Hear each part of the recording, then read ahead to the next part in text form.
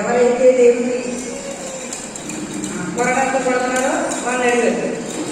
అయితే ఇక్కడ మనం చూస్తే పుస్తకంలోనే 19:20 లేఖనములు నెరవేరినట్లు. ఏ లేఖనములు నెరవేరినట్లు? అందుకే లోకాసు వార్త 19:10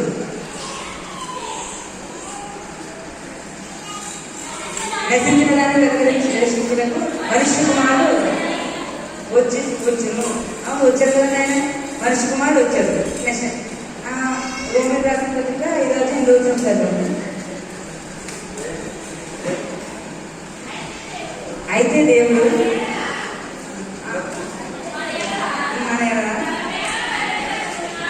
తమ ప్రేమను వెల్లడించున్నారు. ఎట్లనగా మనం ఇంకా పాపంలో ఉండగానే క్రీస్తు మన కొరకు చనిపోయాను. ఇది అంటే మనిషి కుమారుడు వస్తాను ముందు చెప్పారు. లేఖనం నెరవేరినట్టు. మళ్ళీ ఏమన్నారు? మనం ఎక్కువ ఎలా ఉన్నాక పాపులుగానే ఉండగానే చనిపోతాడు. అందుకే ఇదంతా మన కోసం చెప్తున్నాడు. దాని రాసిన 22 15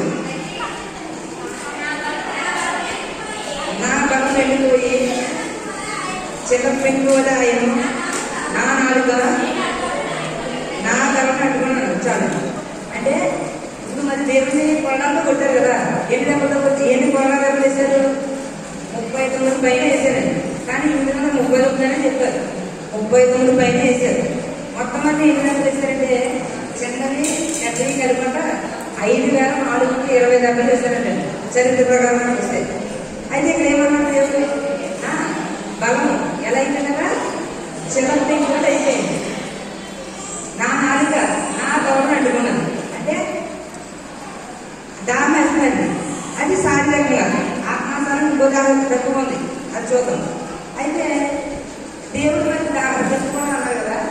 అలాగే ఆయన దప్పుకున్న వారిని నా దగ్గర రండి అన్నాడు. యెషయా 50:1 దప్పుకున్న వారులారా నీటి వద్దకు రండి. అంటే దప్పుకున్న వాళ్ళారా నీటి వద్దకు రండి. అలాగే ఏసు తీసుకోవాలంటే ముగ్గురు గురించి చెప్పి ముగిస్తారు. టైం లేదు కాబట్టి ముగ్గురు గురించి చెప్పింది. ఆదికాండము 21 వస్తే అబ్రాహాము సారాయి. అబ్రాహాముకి సారాయికి ఇస్సాకు పుట్టాడు. ముందు సారాయికి అబ్రాహాము పిల్లలు లేరని సారాయి ఆగని పిల్లడు పుడతాను అని అక్కడ ఇస్మాయిల్ పుట్టారు.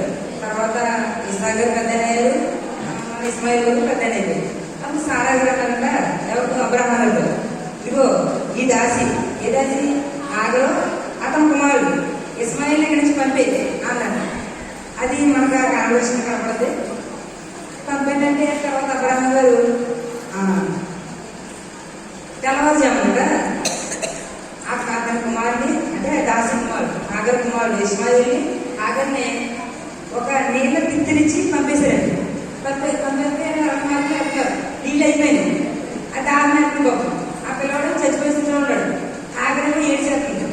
ఆ తర్వాత దేవుడు ఆమె యొక్క మొరని విని ఏం చేశారంటే అదిగో నీకు అక్కడ జీవనాలు ఉంది అది తాగనంటే వారు అక్కడే పెరగడం జరిగింది. అరణ్యంలో ఫస్ట్.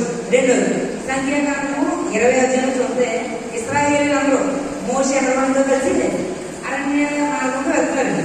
వెళ్తుంటే ఇక్కడ మోషే ఎవరో చిన్నవాడు, అహరోను ఎవరో పెద్ద ఆయన. కానీ అహరోను ఒక రకమైన ఇస్తుంది. ఏంటి?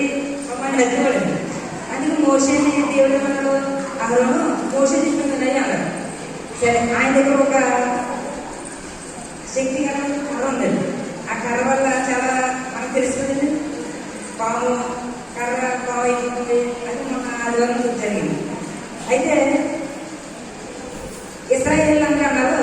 సరే, సంఖ్యాకాండం 22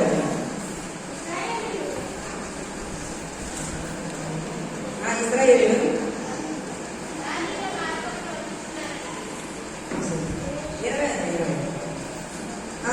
20:4 వచ్చింది. అయితే మేము మా పురుషులను ఎక్కడ చనిపోయినట్లు ఈ అరణ్యంలోనికి అంటే నేను అన్నారు.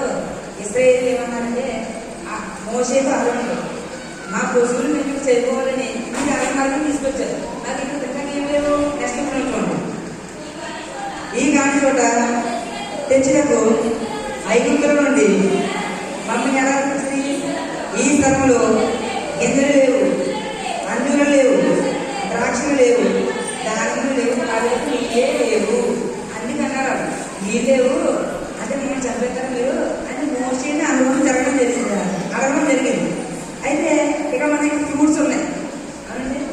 ఇక ఫ్రూట్స్ ఎందుకున్నాయో మనకి రావాలి. ఏంటంటే దానిమ్మ ఇప్పుడు ఎవరైనా చూడండి, మామూలుగా మనం అయితే ఎవరైనా ఫ్రూట్స్ తినడం నీళ్ళు తాగడం అయితే తాగలేదు. ఎందుకు?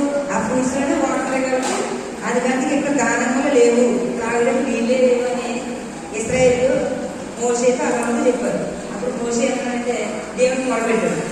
అప్పుడు వేసే ఏమన్నాడు? ఆ కొండ దగ్గరికి వెళ్ళు, 2 సార్లు నీకు అక్కడ బండను కొట్టు. అప్పుడు అక్కడ ఏమైంది? ఆ బండ నీళ్ళు వస్తాయంటే అది ఎవరికి కూడా చేయమన్నాడు? ఆ ఇశ్రాయేలు కూడా చెయ్యి, ఆ బండ నుంచి నీళ్ళు వస్తాయన్నారు. అలాగే చేయడం ద్వారా వాళ్ళు దేవుని యొక్క ఆ నీళ్ళు మొదలుస్తారా అది చూడడం జరిగింది. మూడోదిగా చెప్పు ముగించారు యాహాను సువార్త 4వ అధ్యాయం. సమరయ స్త్రీకి జీవజలం ఇవ్వడం అంటే ఒక రోజు అంటారా యేసు క్రీస్తు తన శిష్యులతో పాటు వెళుతున్నారు. వెళ్తుంటే ఒక బావి దగ్గర వచ్చారు. దాంట్లో పేరు యాకోబు బావి. ఆ పేరు బావి రాగానే టైం 12 అయిందంటండి. 12 అయితే తెలిసింది కాబట్టి 12 అయ్యి ఆలస్యంగా రీతిగా పక్కన కూర్చున్నారు. ఆయన కూర్చోడానికి శిష్యులు ఏమన్నారంటే తినడానికి ఆహారం లేదంటే మిమ్మల్ని ఆహారం కొనుక్కున్నాక అన్నారు. సరే వెళ్తాను అన్నారు. మరి యేసుక్రీస్తుకి దాపం వేస్తున్నారు. వేస్తుంది ఏమంటే సమరయస్సు ఒక ఆమె ఉన్నారు. ఎక్కడ? యాకోబు బావి దగ్గర. ఆమె నీళ్ళు తీసుకుంటుంది. ఆ బావి చాలా లోతైందండి. ఆ నీళ్ళు తీసుకుంటే యేసుక్రీస్తు వెళ్ళి 7వ వచనం 4 7వ